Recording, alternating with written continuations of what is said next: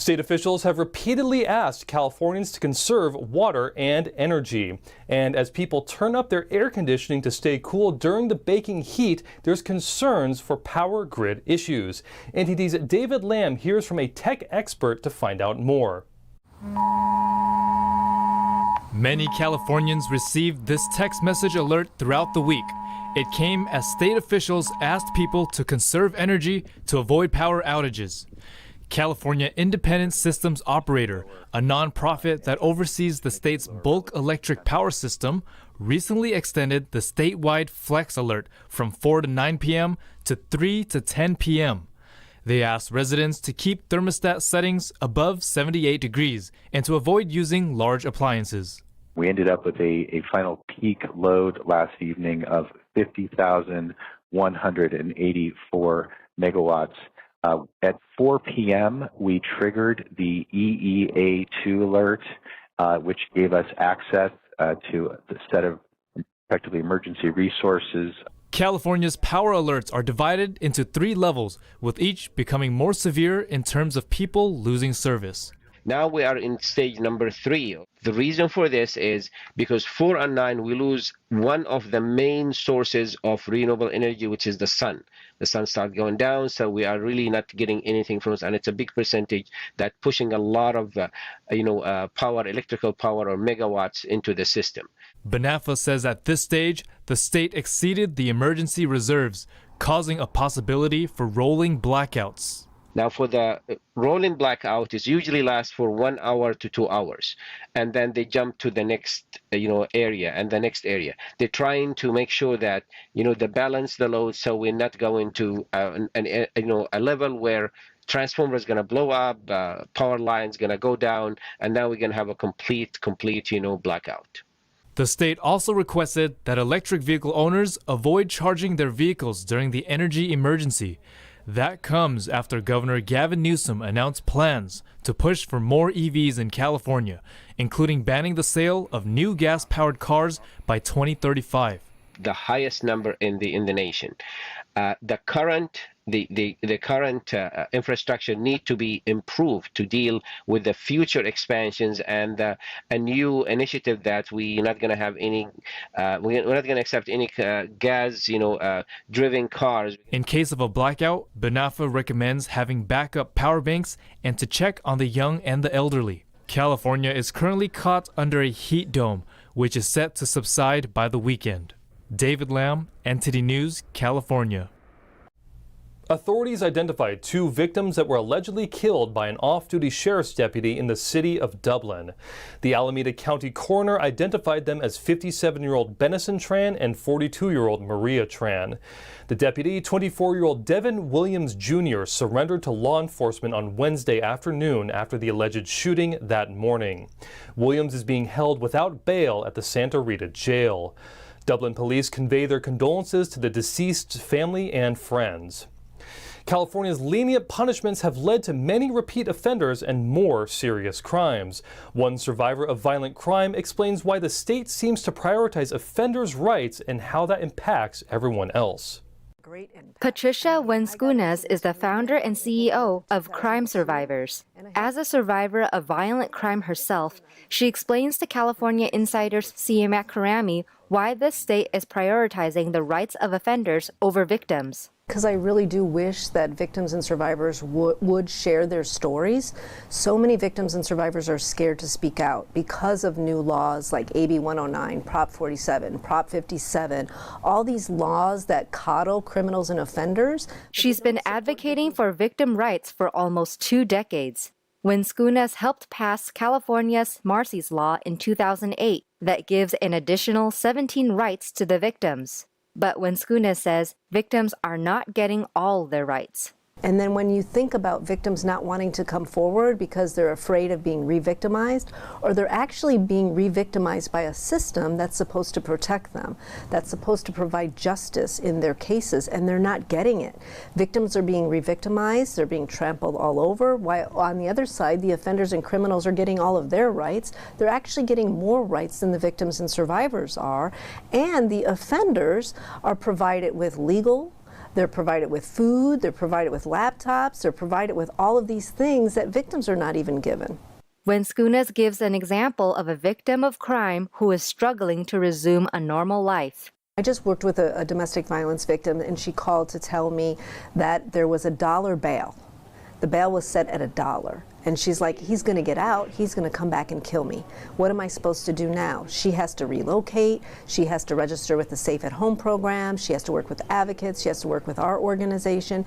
She has to be able to fear for her life while this individual is getting out on $1 and he just goes back to his life, whether he's working, whether he's doing whatever he wants in the community to assault or re-victimize, whether it's her, her children, or somebody else. That's very dangerous. She said rape victims don't report crime to law enforcement because they are afraid the offender would see their case in the media, get released, and threaten them again. When Skunas believes in rehabilitation for criminals, but also balancing the scales of justice to equally help survivors.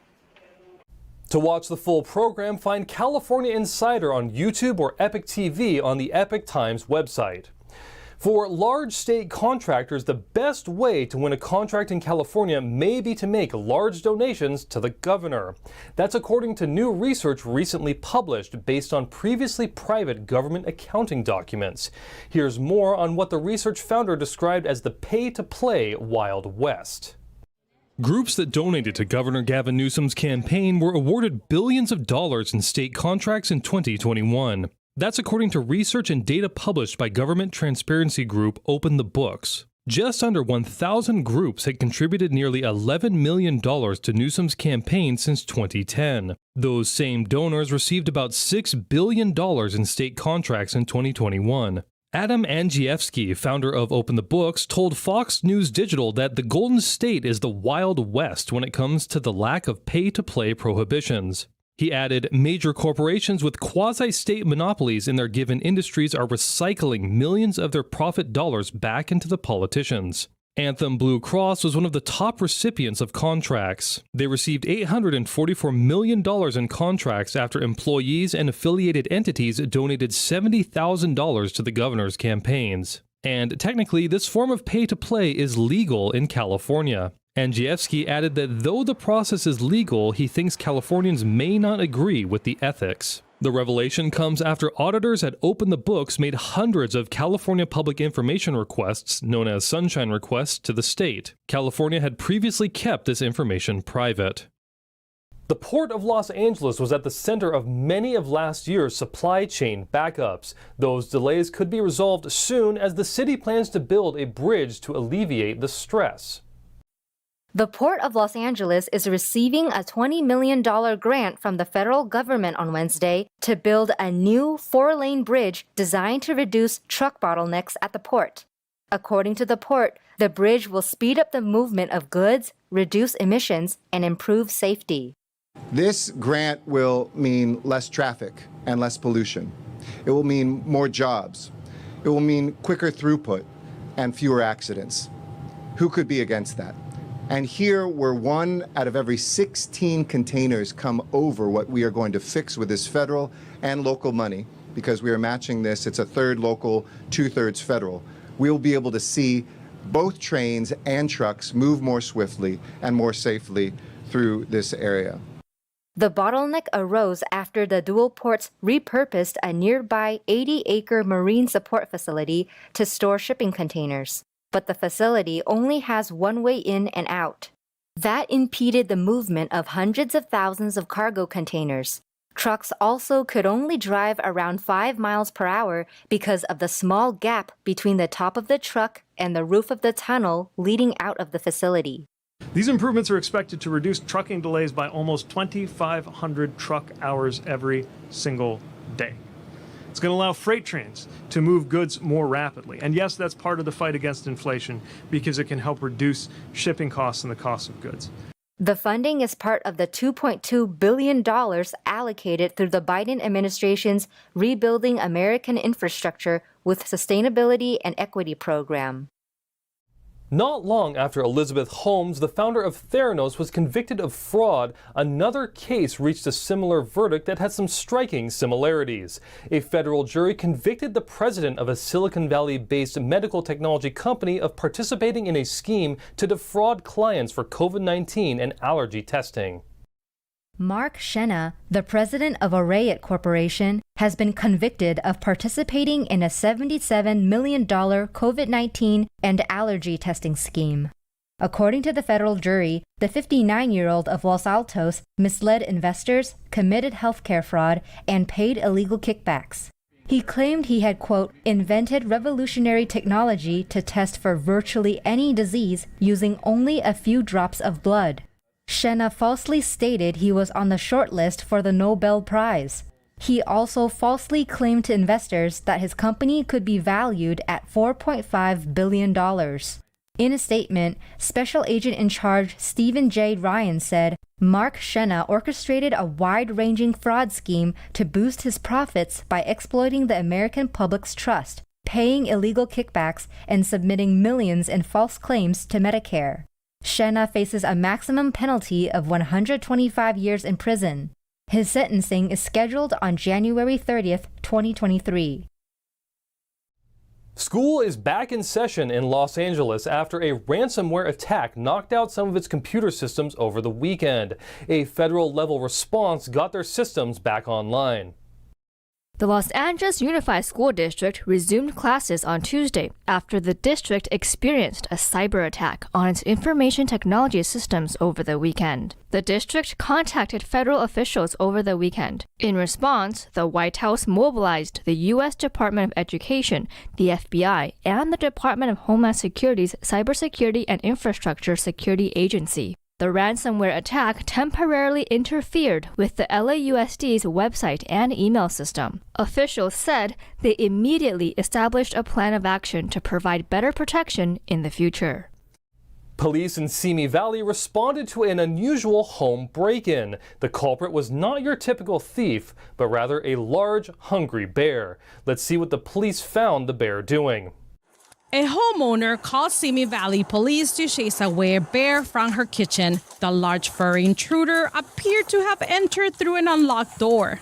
Police say the homeowner, who took shelter with her son in an upstairs bedroom, tossed the house keys through the window to the officers. Body cam video shows officers entering through the front door and scaring the bear away. Officers noticed the bear helped himself to a baked cake and had gone through the refrigerator. Nearby neighbors have also seen the bear going through their homes and even trash cans. The Simi Valley Police Department has alerted the California Department of Fish and Wildlife regarding the incident.